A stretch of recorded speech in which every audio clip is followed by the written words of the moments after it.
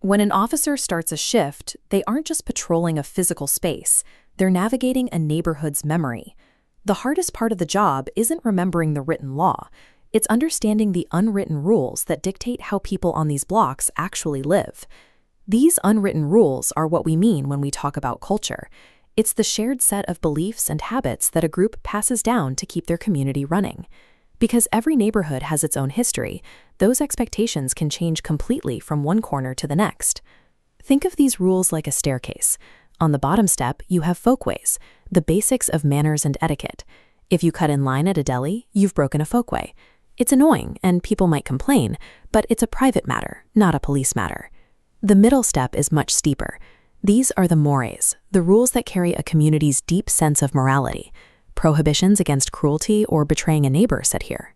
When someone violates a more, the neighborhood feels a sense of genuine outrage. At the very top, we have the laws. These are the specific rules that society has decided are so important that they should be backed by the power of the state. Seen this way, the law isn't something dropped onto a neighborhood from the outside. It's supposed to be a formal reflection of the values the community already holds. Even within the legal system, we recognize that not every violation is a moral emergency.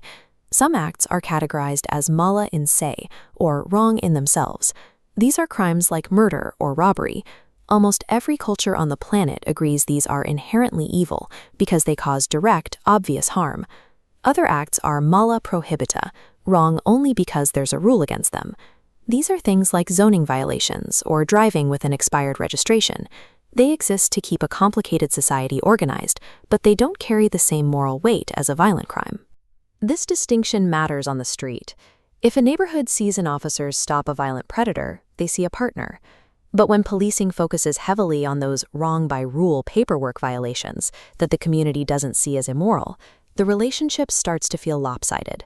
When enforcement feels disconnected from a community's actual sense of right and wrong, people stop seeing the law as a tool for safety and start seeing it as a tool for a hassle.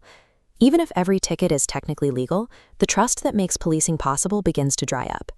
If laws aren't always based on universal morality, we have to look at how they actually get on the books.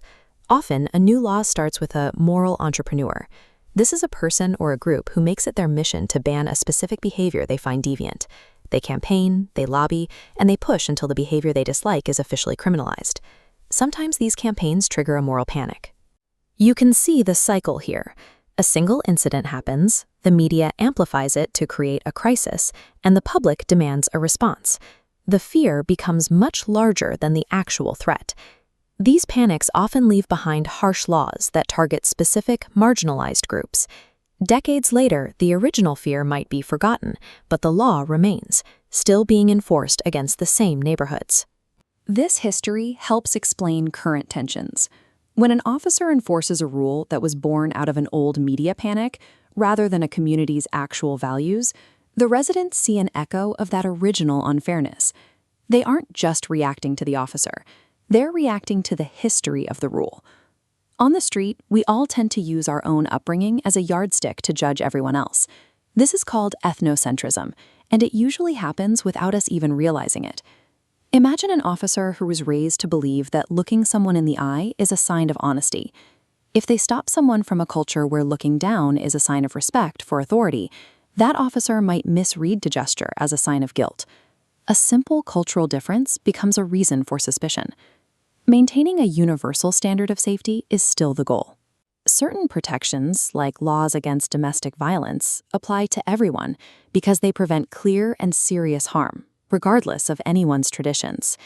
The justice system has its own internal culture too, the informal values that officers pick up from their peers. This subculture can build strong bonds between colleagues facing danger, but it can also create a distance from the public, fostering an us versus them attitude, or a habit of staying silent when a coworker crosses a line. Because these institutional habits are learned, they can be changed. Through different training and clear leadership, agencies can reshape their internal culture to prioritize fairness and building connections with the neighborhood.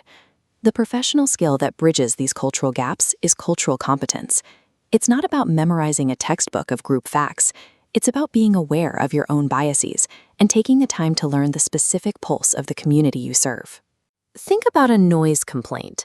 A longtime resident wants silence to sleep, but a new family is holding a traditional street celebration.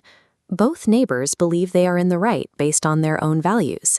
A skilled responder doesn't just show up and demand immediate silence. They recognize that two legitimate values are clashing and try to broker a compromise. This might mean finding a way for the celebration to continue at a lower volume or in a different spot.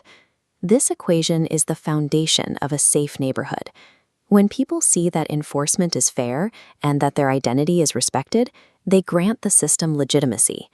When a neighborhood believes the system is fair, they become active partners in their own safety. If that belief disappears because of disrespectful or biased treatment, the community stops helping. They stop reporting crimes and they stop acting as witnesses. Without that partnership, the system can't do its job. Think of something that was legal 50 years ago, but is a crime today. Was that change caused by a shift in our shared values, or was it the work of a moral entrepreneur who pushed for a new rule? A diverse society only stays safe when the people wearing the badge are willing to understand the many cultures they serve. When we respect the unwritten rules, we build a system that everyone can trust.